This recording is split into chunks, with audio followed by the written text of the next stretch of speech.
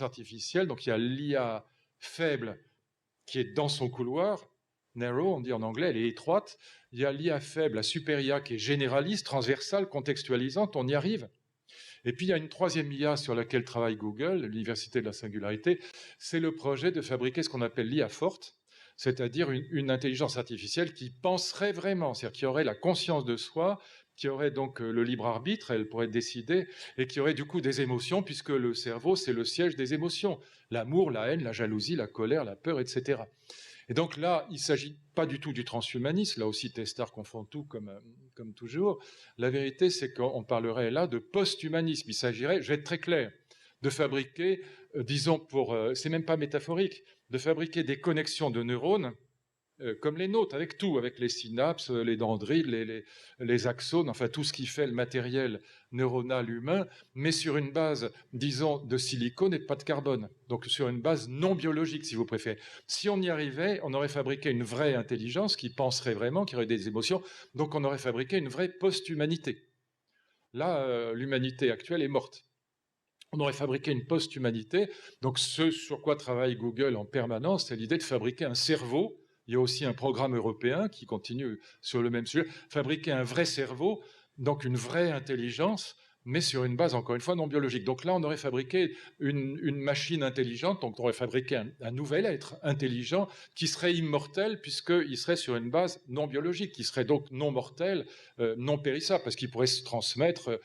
Quand on parle de télécharger sa mémoire ou son intelligence sur une machine, c'est de ça qu'on parle. C'est pas de nous qu'on parle. On parlerait d'une post-humanité qui serait. Alors moi, au début, je rigolais un peu, puis j'ai beaucoup discuté avec ces gens, notamment avec des gens de l'Université de la Singularité, et en fait, j'ai compris leur raisonnement, qui n'est pas du tout stupide. Je ne crois pas à la possibilité d'arriver à cette intelligence, mais qui suis-je pour le dire aujourd'hui, parce que Bill Gates y croit, Stephen Hawking y croyait, Elon Musk, le patron de Neuralink, de Tesla, de Hyperloop, de SpaceX, y croit.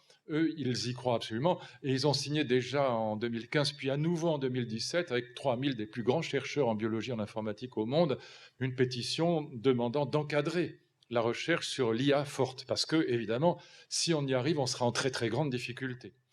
On aurait créé une post-humanité par rapport à laquelle vous trouvez ça très facilement sur le net, allez voir les entretiens d'Elon Musk ou de Stephen Hawking qui vient de mourir. Juste avant sa mort, il avait dit, si on parvient à l'IA forte, ce sera un grand pas pour l'humanité, mais ce sera le dernier. Parce qu'on aurait fabriqué une machine darwinienne qui n'aura qu'une idée, c'est de nous éliminer.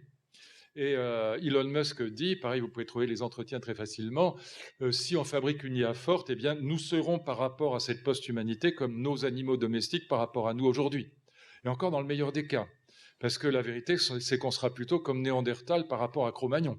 Et on sait aujourd'hui que Cro-Magnon, c'est nous. Vous savez, Cro-Magnon, c'est nous. On a exterminé Néandertal simplement parce qu'on était plus intelligent et plus méchant et qu'il avait la tronche des Bogdanov, pour le dire franchement, c'était pas un cadeau.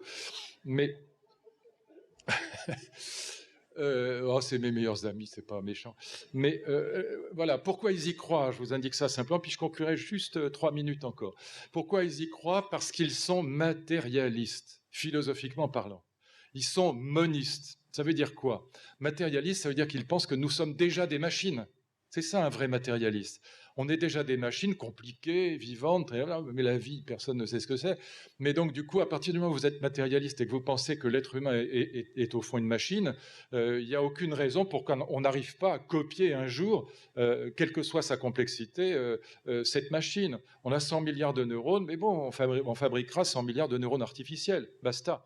Et donc ils sont monistes. Ça veut dire quoi, monistes? Ça veut dire qu'ils pensent, contrairement par exemple aux chrétiens, il n'y a pas l'âme d'un côté, le corps de l'autre, une petite âme qui s'en ira au paradis quand le corps sera mort et pourri. Il n'y a pas d'un côté la pensée, de l'autre côté le cerveau. Ça ne fait qu'un, monisme, matérialisme. Et ils ont d'ailleurs un argument fort et bête. Ils disent, si je vous détruis le cerveau, vous verrez, vous penserez beaucoup moins bien. Et votre âme, vous pourrez toujours courir après, vous la trouverez pas. Et donc, en effet, si je vous détruis le cerveau, c'est sûr que vous apercevrez qu'il y a quelque chose de moniste dans l'intelligence humaine. Je laisse la discussion autour, mais c'est ça leur raisonnement. Et donc, ils pensent qu'un jour, inévitablement, question de temps, sera peut-être dans 50 ans, peut-être dans 100 ans, peut-être dans 200 ans. Mais à l'échelle de l'histoire humaine, qu'est-ce que c'est que 200 ans? 200 ans, c'est rien. Et donc, un jour ou l'autre, on arrivera à fabriquer une vraie intelligence, donc une vraie post-humanité. Et dans ce cas-là, la nôtre disparaîtra. Ce qui est extrêmement triste pour nous, mais en soi, je pense que personne dans la salle ne s'est réveillé en pleurant sur la disparition de Néandertal. On s'en fiche comme de l'an 40, pour dire les choses franchement. Ce sera pareil pour nous si on arrive à cette post-humanité. Je termine simplement